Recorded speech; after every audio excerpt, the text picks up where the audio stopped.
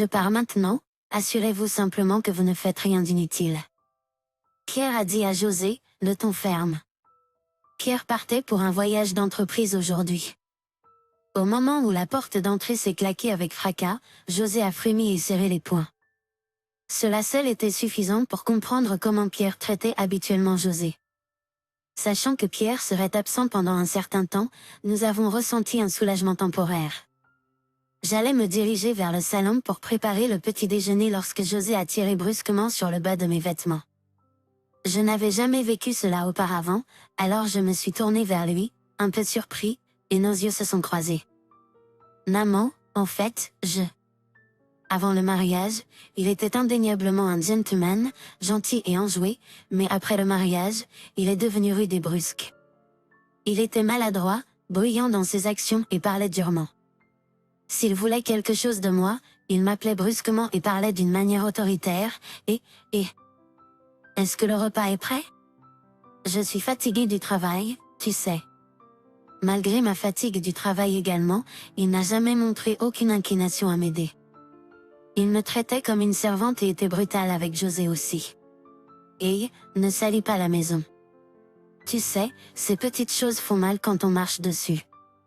Il bottait les cubes que José utilisait pour jouer, détruisant ses créations, puis criait après lui pour son attitude abattue.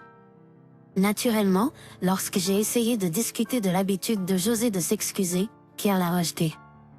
Et, à propos de l'habitude de José à s'excuser.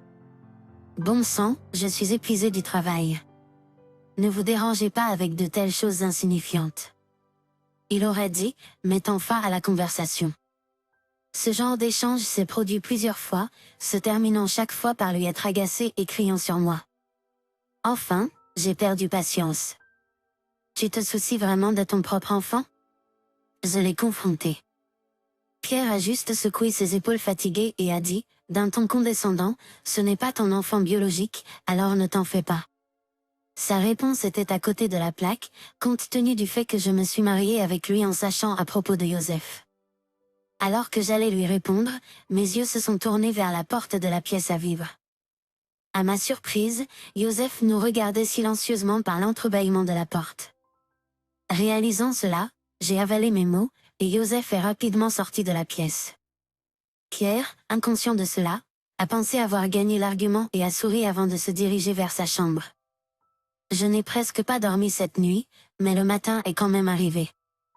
Je me suis levée difficilement du lit et j'ai commencé à préparer le petit déjeuner.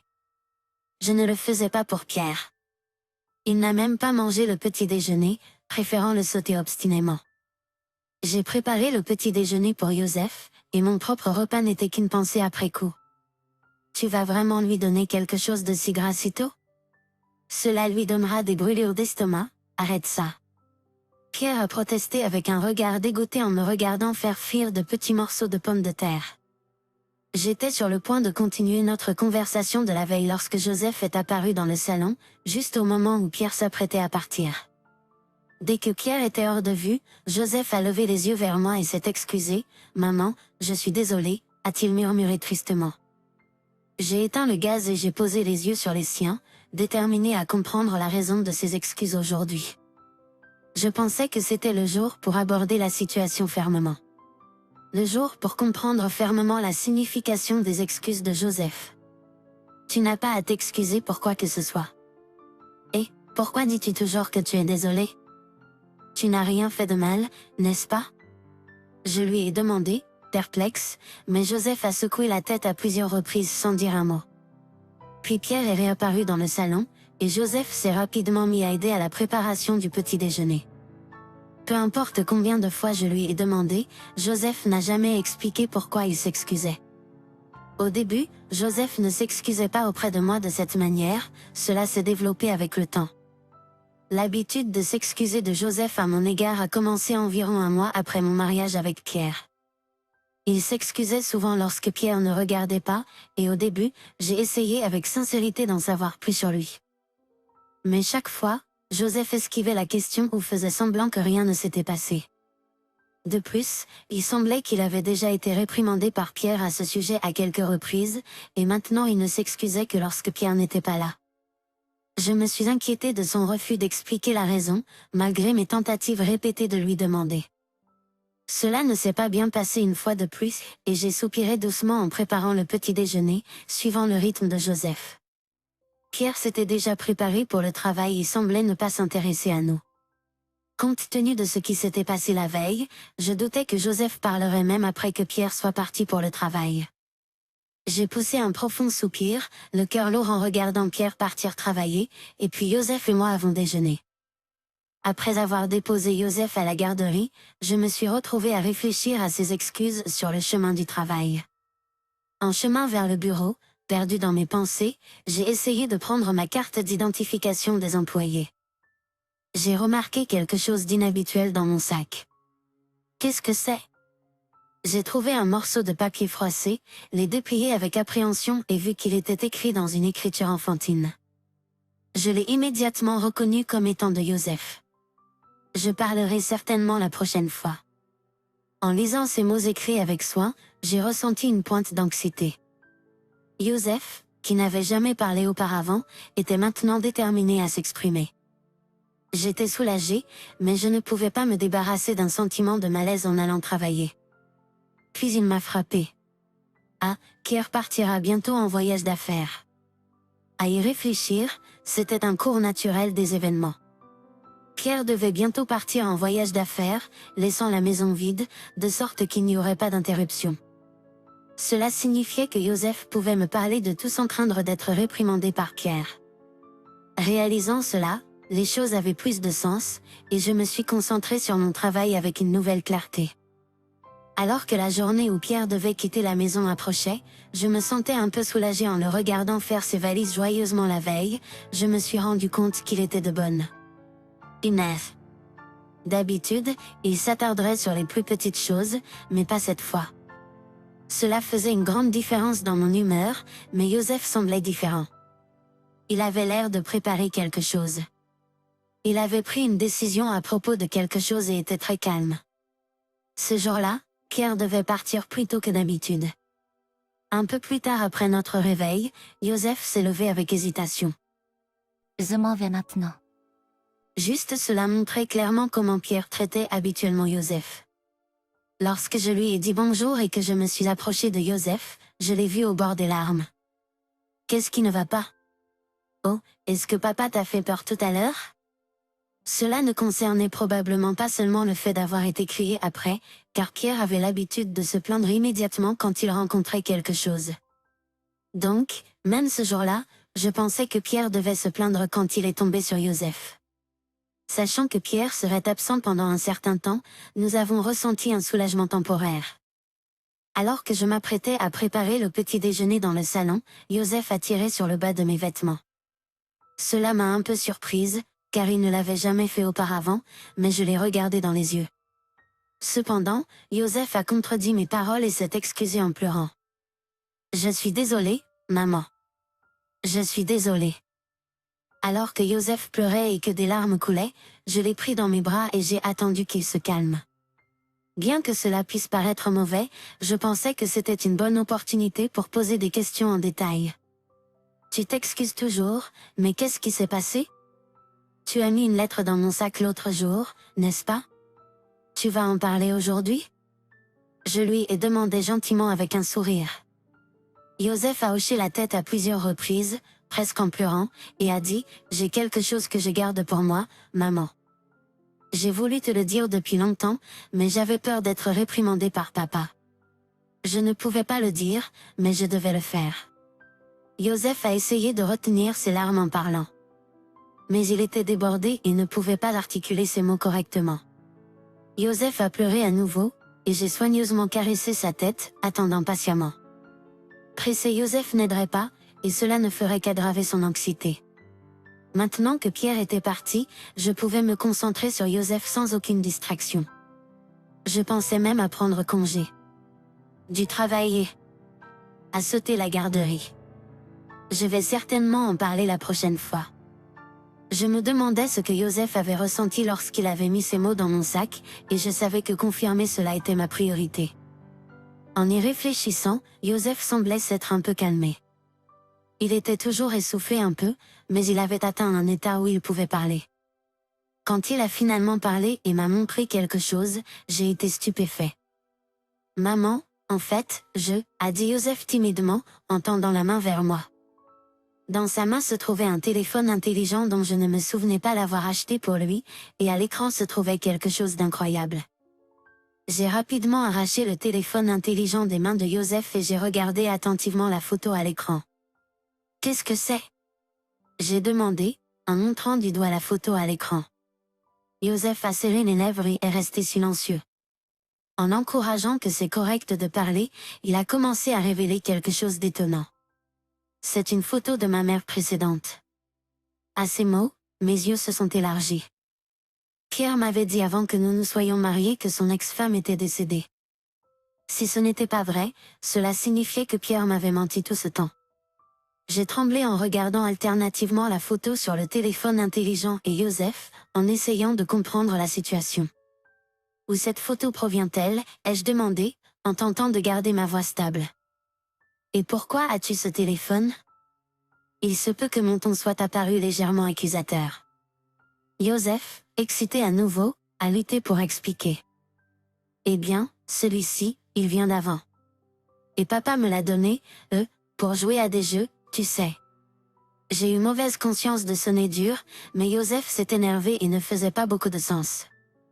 Pour nous calmer tous les deux, j'ai décidé que nous devrions déménager dans le salon et nous asseoir sur le canapé. Après un moment, lorsque nous nous étions tous les deux calmés, j'ai décidé de poser plus de questions à ce sujet. Tout d'abord, je me suis assuré d'appeler le bureau et la garderie pour faire face à la situation en face sans aucune distraction.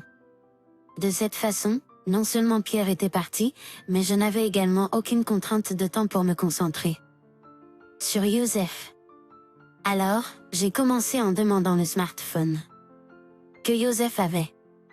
Laissez-moi demander à nouveau, d'où provient ce smartphone? Vous avez dit plutôt que papa vous l'avait donné, n'est-ce pas? Oui, papa me l'a donné. C'est son ancien téléphone. Il me l'a donné pour jouer à des jeux, je vois. Donc c'était le vieux téléphone de Pierre donné à Joseph comme appareil de jeu. Cela explique pourquoi Joseph avait un smartphone que je n'avais jamais acheté pour lui. Satisfait de cette explication, j'ai décidé de demander. À propos de la photo que j'avais vue plus tôt. Alors, qu'en est-il de la photo que tu m'as montrée plus tôt? Qu'est-ce que tu voulais dire par maman précédente? C'était dans le téléphone, dans un dossier avec d'autres photos. C'est une photo de ma maman précédente, pas toi, maman. Je ne comprenais pas tout de suite, alors j'ai allumé le smartphone que j'avais arraché à Joseph. Au lieu de la photo, l'écran a montré un dossier avec des photos stockées. Ah, donc les photos étaient dans un album numérique dans le téléphone. Compris cela, j'ai commencé à parcourir le dossier pour voir s'il y avait des photos similaires. Puis je l'ai trouvé. Une vidéo datée du mois dernier, le jour où Pierre a dit qu'il était en retard à cause d'une réunion longue. J'ai impulsivement joué la vidéo pour voir ce qu'elle montrait. Elle montrait un homme et une femme en train de s'adonner à un acte intime, et la voix de l'homme était indubitablement celle de Pierre. La seule chose à laquelle je pouvais penser était de courir le plus vite possible. Le seul point positif était que le volume du téléphone était bas, de sorte que le son était à peine audible. Je me suis tourné vers Joseph, il mordait sa lèvre, essayant de retenir ses larmes. J'ai mis le téléphone de côté et j'ai pris Joseph dans mes bras, caressant doucement son dos. C'est tout ce que je pouvais faire. Joseph avait probablement vu cette vidéo. Je savais que la curiosité d'un enfant était insatiable. Je n'aimais pas ça. La voix à la télévision était la voix de ma mère. Joseph a recommencé à pleurer, et tout ce que je pouvais faire était de le tenir et de hocher la tête en compréhension. Mais il savait que la voix était celle de son père, et la voix de la femme n'était pas la mienne. Cela a dû le rendre triste. Quand je lui ai demandé, il est devenu très en colère et m'a dit de ne rien dire à ma mère. Le smartphone appartenait à Pierre. Donc, Joseph a dû demander à Pierre à propos de la vidéo et des photos. Peut-être l'a-t-il innocentement demandé qui était la personne dans la vidéo. Naturellement, Pierre aurait été furieux, réprimandant Joseph et lui interdisant de me le dire. C'est pourquoi Joseph a réalisé qu'il avait vu quelque chose qu'il n'aurait pas dû voir. S'excuser, c'est ce que vous faites quand vous avez fait quelque chose de mal. Mais il ne pouvait pas me dire la raison. Après tout, Kier avait été dur avec lui, et malgré le fait d'être marié avec moi, il était toujours impliqué avec son ex-femme. Il semble que Joseph ait été troublé par l'idée de me parler de ces choses. Comprendre cela, je tenais Joseph encore plus fort dans mes bras. Peut-être que j'essayais de garder la colère bouillonnant en moi de ne pas se montrer à la surface. Le fait que Pierre m'ait menti, a impliqué Joseph dans ce gâchis et m'a été infidèle avec son ex-femme alors qu'il était marié avec moi m'a rendu furieux. Ces pensées bouillonnaient dans mon estomac, et mon esprit s'est progressivement refroidi. Prudente de ne pas effrayer Joseph, j'ai fait une demande. Et, Joseph. C'est correct d'être en colère contre moi plus tard, mais pourrais-tu venir avec moi maintenant? Entendant mes paroles, Joseph a hoché la tête à plusieurs reprises en accord. C'est correct. Je vais bien. Je veux être avec maman parce que papa est effrayant, je veux rester avec maman. Joseph a supplié avec insistance. Je lui ai souri avec assurance et l'ai encouragé à se laver le visage. Regardant Joseph obéir à mes instructions, j'ai commencé à réfléchir à mon plan de vengeance contre mon mari. Cela aurait été différent si c'était juste à propos de moi. Mais le fait qu'il puisse blesser son propre fils, Joseph, et rester sans se soucier en est inimaginable. Joseph peut ne pas être mon fils biologique, mais je l'aime comme s'il l'était. Il souriait beaucoup quand nous nous sommes rencontrés pour la première fois, mais depuis le mariage, ses sourires sont rares. C'est déchirant de savoir qu'il se blâme pour les ennuis causés par l'infidélité de son père. J'ai réfléchi à ce qui serait la meilleure marche à suivre. Peut-être devrais-je le faire regretter ses actes, cela serait peut-être la solution. Peut-être devrais-je le faire payer pleinement pour ses actes, mais quelle préparation serait nécessaire et puis-je vraiment compter sur quelqu'un? En y réfléchissant, je me suis souvenu de quelqu'un. Cependant, j'ai immédiatement écarté cette idée. S'il s'agissait de parents par le sang, il y aurait une chance, mais avec les beaux-parents, c'est incertain de quel côté ils se rangeraient. Et s'ils se rangeaient du côté de mon mari et faisaient du mal à Joseph? Peut-être pourrais-je m'en sortir seule. Au départ, je voulais résoudre cela toute seule, mais j'ai réalisé que c'était mieux de demander de l'aide. Avec cette idée en tête, j'ai rapidement saisi mon téléphone pour passer un coup de fil.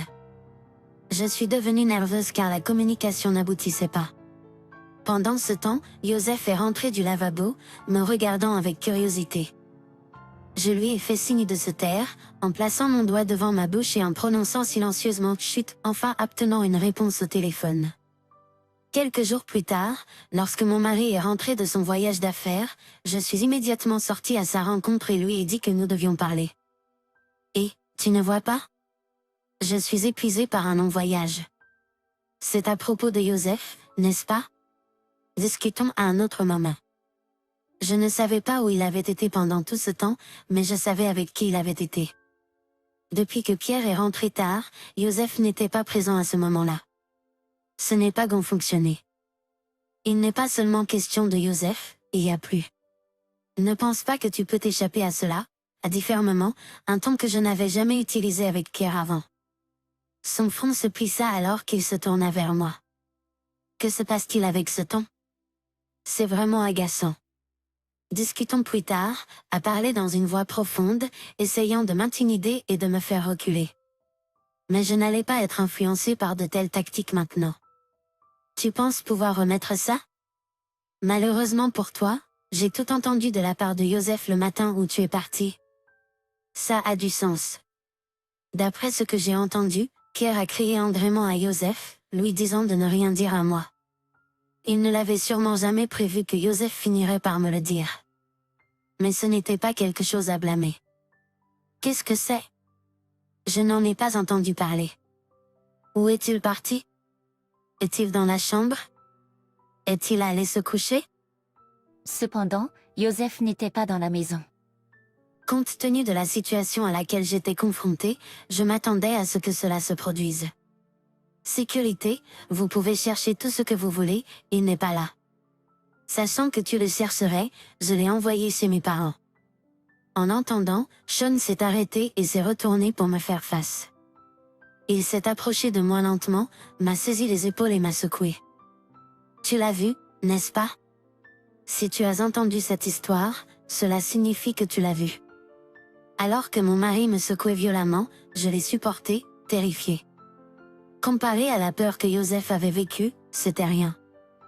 N'est-ce pas une violation de la vie privée, même entre époux? Lui as-tu dit de te le montrer?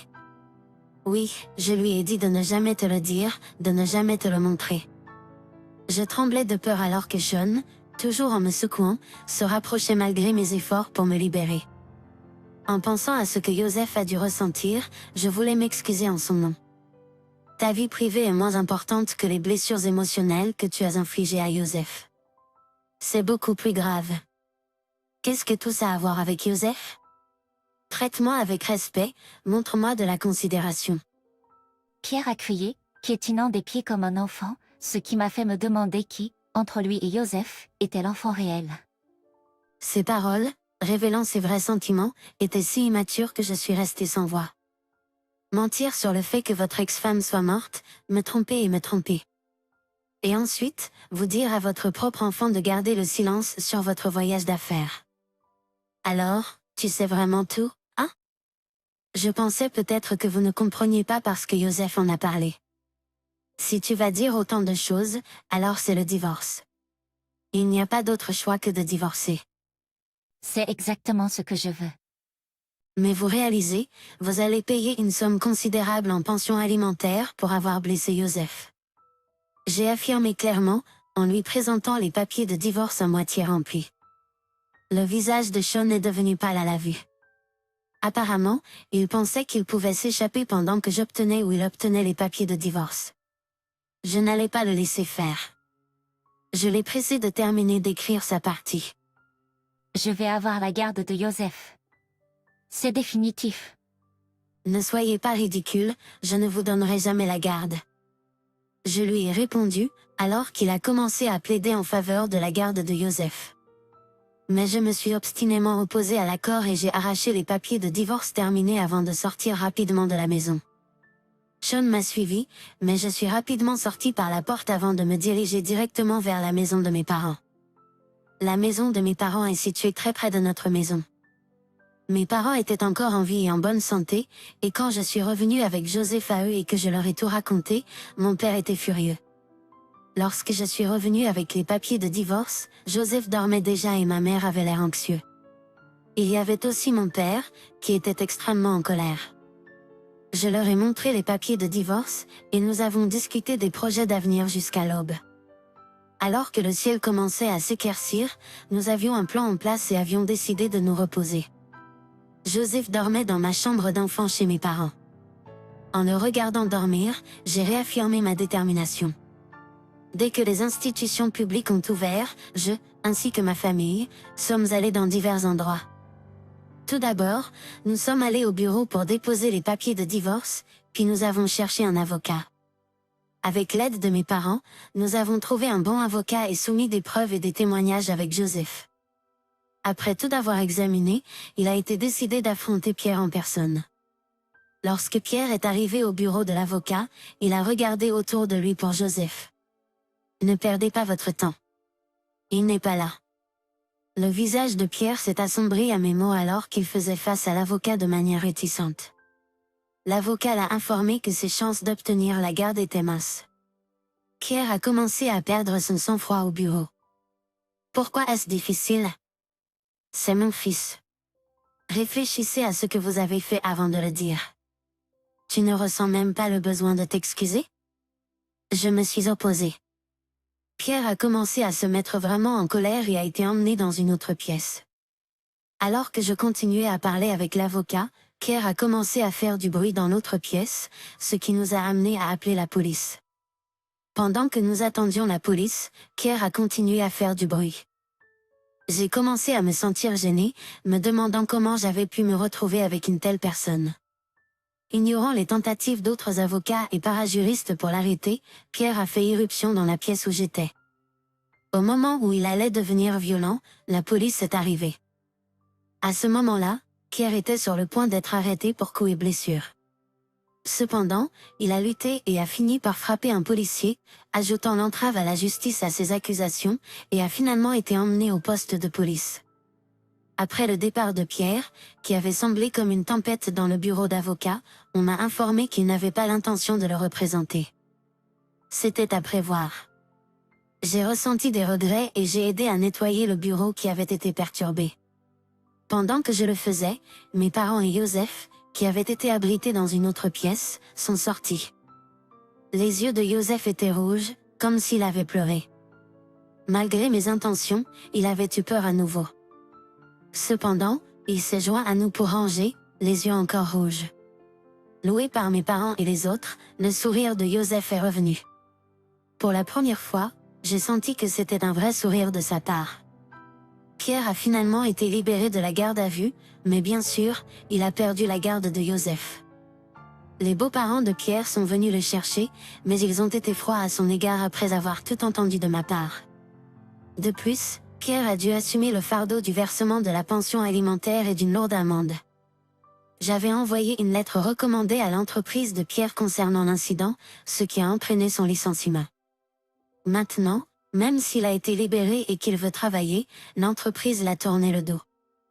Il semble en outre qu'il a été rejeté par ses beaux-parents et qu'il ne peut pas payer l'hypothèque de sa maison. Pierre a besoin d'argent pour payer la pension alimentaire, la caution et l'hypothèque de sa maison, mais il n'a pas de travail stable. Dans cet état de malheur, on se demande ce qu'il a l'intention de faire ensuite. Bien que Pierre ait subi une punition financière, je n'étais pas prêt à lui pardonner tout de suite. J'ai obtenu une ordonnance restrictive de la part de l'avocat, ce qui permet de protéger Joseph de la menace de Pierre. Il est retourné tranquillement à ses emplois de travail quotidien, travaillant à rembourser tout ce qui lui est tombé dessus.